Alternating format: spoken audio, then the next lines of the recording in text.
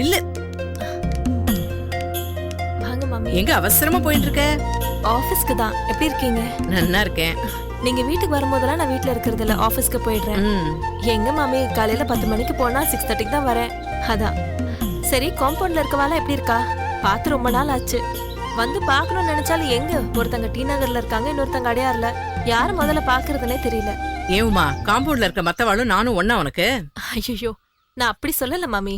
வர முடியலன்னு தான் சொன்னேன். அடுத்த சண்டே கண்டிப்பா உங்க வீட்டுக்கு வரேன். போதுமா? பாப்போம். சரி, பூஜாவை பாத்தீங்களா? எப்படி இருக்காங்க? ஏவுமா, நீ பூஜா இப்ப பாக்குறது இல்லையா? அதான் சொன்னேனே மாமி, நேர்ல பாக்குறதுக்கு டைம் இல்ல. அதான். சரி, பூஜாவை பாக்குறது இல்ல, பரத்தையாவது பாக்குறியோனோ? என்னமா பதிலே காணோம்? பரத் யாருன்னு யோசிக்கிறியா? அந்த ஆட்டோ டிரைவர் நம்ம காம்பவுண்ட்ல இருந்தா, உங்க ஊர்க்கார ரொம்ப நல்லவன். மாமி, கிண்டல் பண்ணாதீங்க மாமி.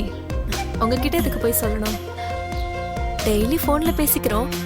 நேரம் கிடைச்சா வாரத்துல 2 வாட்டி பாத்துக்கிறோம். நானே கேட்கணும்னு நினைச்சேன். உங்க ஆத்துல இத பத்தி ஏதாவது அரசல் புரசலா சொல்லி வச்சிருக்கியா? எப்ப கேட்டாலும் நீ எதையாவது சொல்லி சமாளிக்கிறேங்கிற உங்க அம்மா. அதெல்லாம் இல்ல மாமி. ஆக்சுவலி முன்னாடி அவரை மீட் பண்றதுக்கு ரொம்ப பயந்துட்டே தான் மீட் பண்ணுவேன். ஆனா இப்போ கொஞ்சம் தைரியமா மீட் பண்றேன். ஏன்னா படம் ரிலீஸ் ஆக போகுது, கல்யாணம் பண்ணிக்க போறோம் இல்லையா. அப்பா கூட இப்ப ரீசெண்டா அவரை பார்த்தாரா. அப்பாக்கு பரத் மேல ஒரு நல்ல அபிப்பிராயம், அம்மாக்கும் தான். உங்க அம்மாவுக்கு தான் பரத்னா உயிராச்சே. அவனும் பாவம் எவ்வளவு ஹெல்ப் பண்ணிருக்கான். உங்க குடும்பத்துக்கு மட்டுமா, காம்பவுண்ட்ல இருந்த எல்லாருக்குமே அவன் ரொம்ப ஹெல்ப் பண்ணிருக்கான். ஆமா மாமி, பரத் கூட பழகின யாருமே அவரை பிடிக்காதுன்னு சொல்லவே மாட்டாங்க. ஆமாமா, பரத் முதல்ல நம்ம காம்பவுண்டுக்கு ஒரு ஆட்டோ டிரைவரா தான் வந்தா. ஆட்டோ டிரைவர்கிட்ட போய் எப்படி பேசுறது பழகிறதுன்னு நான்லாம் ரொம்ப கூச்சப்பட்டு இருந்தேன். ஆனா பழக பழகதான் பரத்தோட குணமே நமக்கு புரிஞ்சுது. அதுவும் பூஜா வந்ததுக்கு அப்புறம் எல்லார்கிட்டயும் அவன் சகஜமா பழக ஆரம்பிச்சிட்டான். யாருக்கு என்ன கஷ்டம்னாலும் முதல்ல ஓடி வர்றது பரத்தா தான் இருக்கும். சுருக்கமா சொல்லணும்னா காம்பவுண்ட்ல எல்லார் மனசுலயும் பரத் குடியிருக்காமா. ஆமா மாமி. ஆமா, அந்த வீடு கட்டுற வேலை முடிஞ்சிருச்சா? ஆமா, போன வாரம் கூட ரெடியா ராத்துக்கு வந்திருந்தார். கூடிய சீக்கிரம் எல்லாம் முடிஞ்சிருமா. யார் யாருக்கு என்னென்ன போர்ஷன் வேணும்னு அவாவாலே டிசைட் பண்ணிக்கலாமா. இன்னொரு விஷயம் சொல்ல மறந்துட்டேனே, உங்களுக்கு கூட அதுல ஒரு போர்ஷன் இருக்கான். என்ன மாமி சொல்றீங்க? நாங்க தான் அந்த காம்பவுண்ட் காலி பண்ணிட்டோம். ஆமாமா, நானும் கூட அப்படித்தான் நினைச்சேன். என்னடா அது எல்லாருக்கும் வீடு கிடைக்க போறது, இந்த உமா ஃபேமிலி அவசரப்பட்டு காலி பண்ணிட்டு போயிட்டாலே, அவளுக்கு வீடு இல்லையே நினைச்சேன். ஆனா முதல்ல இருந்து இந்த காம்பவுண்ட்ல யார் யாரெல்லாம் இருந்தாலோ அவ எல்லாருக்குமே ஒரு போர்ஷன் இருக்கான். வீடுதான் புதுசா மாற போறதே தவிர மனுஷாலாம் அதே பழைய மனுஷா தானே. இங்க பாரு, முதல்ல நீ உங்க அப்பா அம்மா அந்த ஆத்துக்கு வாங்கோ. அதுக்கப்புறம் நீயும் பரத்தும் கல்யாணம் பண்ணிட்டு அதே காம்பவுண்டுக்குள்ள வந்துட்டா எவ்வளவு சந்தோஷமா இருக்கும். ஆமா மாமி, எங்களுக்கு அந்த வீடு கிடைச்சதுல ரொம்ப சந்தோஷம். நான் அப்பா அம்மா கிட்ட கண்டிப்பா சொல்றேன். கண்டிப்பா அந்த காம்பவுண்ட்ல தான் வந்திருப்போம். அப்புறம் உமா, உனக்கு ஒரு விஷயம் தெரியுமா? என்ன விஷயம் மாமி? பூஜா சிங்கப்பூர் போறாளாம். போன வாரம் ஆத்துக்கு வந்து சொல்லிட்டு போனா. ஆமா மாமி, பரத் கூட அதை பத்தி சொன்னாரு. ஆனா இந்த வாட்டி நாங்க யாரும் அவங்க கூட போல, தனியா தான் போறாங்க. நான் கூட சொன்னேம்மா, ஏன் தனியா போற, கூட யாரையாவது கூட்டிட்டு போயேன்னு. நம்ம என்ன பண்ண முடியும், சொல்லத்தான் முடியும். நானே தனியா போய் சமாளிச்சுக்கிறேமாங்கிறா. ஏன் மாமி சலிச்சுக்கிறீங்க? சலிச்சுக்காம என்ன பண்ண சொல்ற? உனக்கே தெரியும், பூஜா வந்ததுக்கு அப்புறம் தான் நம்ம எல்லார் லைஃப்லயுமே நிறைய நல்ல விஷயங்கள் நடந்திருக்கு. நாமெல்லாம் அவளுக்கு உறவு மாதிரின்னு சொல்லிட்டு இருக்கமே தவிர உறவு இல்லையே. யாருமே இல்லாத அனாதை மாதிரி தானே அவ இருக்கா.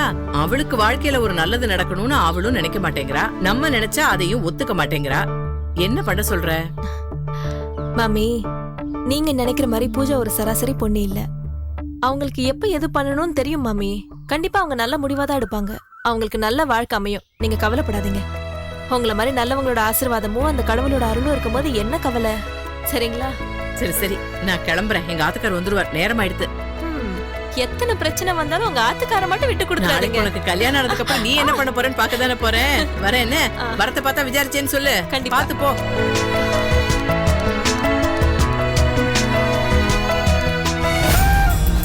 சார், பெரிய டைரக்டர் உங்களை பத்தி ரொம்ப பெருமையா பேசிட்டு இருக்காரு. என்னமா சார், என்ன சொல்றீங்க? படம் டைரக்ட் பண்ணதுக்கு உங்களுக்கு என்ன ஒண்ணுன்னு கேட்டாராம். நீங்க எதுவுமே வேண்டாம்னு சொல்லிட்டீங்களாமே. என்னமா சார் பேசுறீங்க? நம்ம டைரக்டர் போய் பணம் கொடுங்க நான் கேட்பேனா? எனக்கு அவர் படம் கொடுத்ததே பெரிய விஷயம். இந்த படத்தை எப்படியாவது அவர் ரசிக்கிற மாதிரி எடுத்து முடிக்கணும்னு நினைச்சேன். ஆண்டவனர்லால அது நல்லபடியா முடிஞ்சது. எனக்கு அதுவே போதும். என்ன பாரு சார் இப்படி சொல்றீங்க? நீங்க பணமே வேண்டாம்னு சொன்னது வேணா உங்க பெருந்தன்மையை காட்டலாம். ஆனா இந்த படத்துக்கு எனக்கு பணமே தேவையில்ல, நான் 5 பைசா கூட வாங்க மாட்டேன்னு சொல்றது எனக்கு என்னமோ நியாயமா படல சார். செஞ்ச வேலைக்கு ஏதாவது சம்பளம் மாதிரியாவது வாங்கிக்கணும் இல்ல சார்? மாது சார், சினிமால நம்ம வேலை செய்யறது இதை நம்ம வேலைனே முதல்ல சொல்லக்கூடாது மாது சார். இதை நாம ஒரு தவம் தான் சொல்லணும். ஏன்னா எந்த வேலை நீங்க செஞ்சாலும் உலகத்துல அதுக்கு சம்பளம் பணம்னு கிடைச்சிடும். யோசிச்சு பாருங்க, சினிமால மட்டும்தான் உங்களுக்கு அந்தஸ்து, புகழ், கௌரவம் எல்லாத்துக்கும் மேல மக்கள் மனசுல ஒரு இடமும் கிடைக்கும். இதை நம்ம வித்தியாசமா பார்க்கணுமா சார்? இதெல்லாம் எத்தனை காலத்துக்கு சார்? வாழ்க்கை நடத்துறதுக்கு பணம் ஒன்று தேவைப்படும் இல்லையா? வாழ்க்கைக்கு பணம் தேவைதான், ஆனா அதெல்லாம் நடக்கும்போது தானா நடக்கும். நான் என்னைக்குமே நம்ம டைரக்டர் சார்கிட்ட போய் பணம் கொடுங்கன்னு கேட்டு தொந்தரவு பண்ணவே மாட்டேன். நான் கேட்காம நம்ம டைரக்டர் சார் எனக்கு ஒன்று பண்ணித்தரேன்னு சொல்லிருக்கா தெரியுமா உங்களுக்கு? அது என்னமோ கரெக்ட் தான் சார். நீங்க சம்பளம் கேட்டிருந்தா கூட ஏதாவது ஒரு அமௌண்ட் கொடுத்து செட்டில் பண்ணிருப்பாரு. ஆனா இப்ப பெரிய டைரக்டரோட மனசுலயே ஒரு பெரிய இடத்த பிடிச்சிருக்கீங்களே. அதை விட எனக்கு வேற என்ன வேணும்? மாது சார், நான் வாழ்க்கையில் தெரிஞ்சிட்டதெல்லாம் ஒரே ஒரு விஷயம் தான். என்னதான் நாம தலைகீழா நின்னு நடந்து போய் கஷ்டப்பட்டாலும் பணம் நமக்கு எப்ப கிடைக்கணும்னு இருக்கோ அப்பதான் நம்ம கைக்கு வந்து சேரும். சார், உங்ககிட்ட கத்துக்க வேண்டிய விஷயம் நிறைய இருக்கு சார். உண்மையிலேயே சொல்றேன், நீங்க ஒரு பெரிய உயரத்துக்கு போக போறீங்க சார்.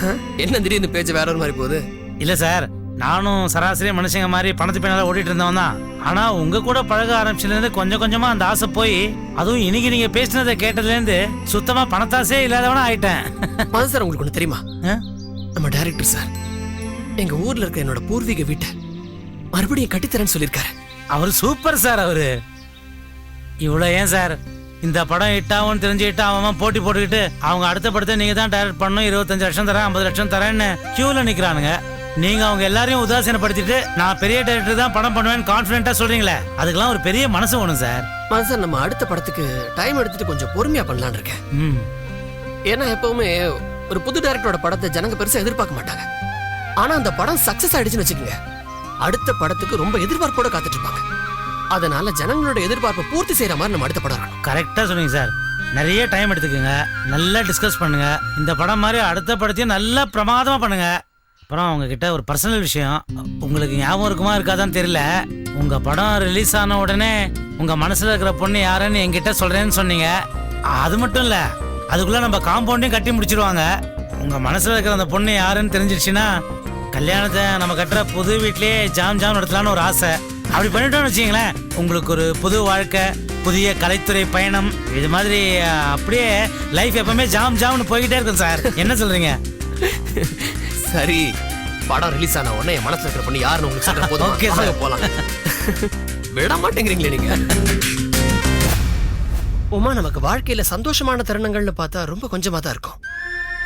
எக்ஸாம்பிளுக்கு சொல்லணும்னா, அம்மா அப்பாவோட கையை பிடிச்சிட்டு பீச் மணல்ல அப்படியே நடந்து போன அந்த நாட்கள். முக்காவாசி பேருக்கு அதெல்லாம் ஞாபகம் இருக்காது, ஆனா எனக்கு மனசுல அடிக்கடி வந்து போகும். அப்புறம் ஃப்ரெண்ட்ஸோட ஆட்டம் பாட்டம்னு ஸ்கூல்ல காலேஜ்ல ஸ்பெண்ட் பண்ண அந்த டேஸ்.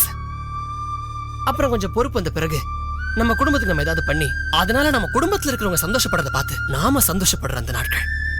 இப்படின்னு வாழ்க்கையில சந்தோஷப்படுற தருணங்களை பார்த்தா விரல் விட்டு என்ன கூடியதா தான் இருக்கும். என்ன டைரக்டர் சார், இன்னைக்கு ரொம்ப சந்தோஷமா இருக்கீங்க போல இருக்கு. நிச்சயமா உமா, நிச்சயமா. எந்த லட்சியத்துக்காக நான் சென்னைக்கு வந்தனோ அந்த லட்சியம் இன்னும் கொஞ்ச நாள்ல நிறைவேற போகுது. எதுவும் நம்ம வெறும் கையோட சென்னைக்கு வந்து ஒரு ஆட்டோ டிரைவரா வாழ்க்கை ஆரம்பிச்சேன். தங்குறதுக்கு இடம் கூட கிடைக்காம இந்த ஊர்ல கஷ்டப்பட்டேன். அதுக்கப்புறம் நம்ம காம்பவுண்ட்ல இடம் கிடைச்சு அங்க வந்ததுக்கு அப்புறம் அம்மா, மாமா, மாமி அப்படி நிறைய உறவுகள் கிடைச்சு சந்தோஷமான வாழ்க்கை கிடைச்சது. அப்புறம் பூஜாங்கிற ஒரு நல்ல தோழியை சந்திச்சது. எல்லாமே ஏதோ மேஜிக் மாதிரி நடந்துச்சு. உமா, இப்ப நான் ஒரு நாளுக்காக தான் கனவுகளோட காத்துட்டு இருக்கேன். அந்த நாள் என் படம் ரிலீஸ் ஆக போற நாள். உங்களை இப்படி சந்தோஷமா பார்க்கும்போது ரொம்ப சந்தோஷமா இருக்கு பரத். என்னதான் எனக்கு எவ்வளவு பிரச்சனை இருந்தாலும் உங்ககிட்ட எப்ப எதை பேசுறதுனே எனக்கு தெரியாது. எப்ப பார்த்தாலும் நீங்க கதை சினிமான்னு டென்ஷனாவே இருப்பீங்க. ஆனா எல்லாத்தையும் விட்டு உங்ககிட்ட பேசும்போது என்னுடைய பிரச்சனையெல்லாம் மறந்து ரொம்ப சந்தோஷமா இருப்பேன்.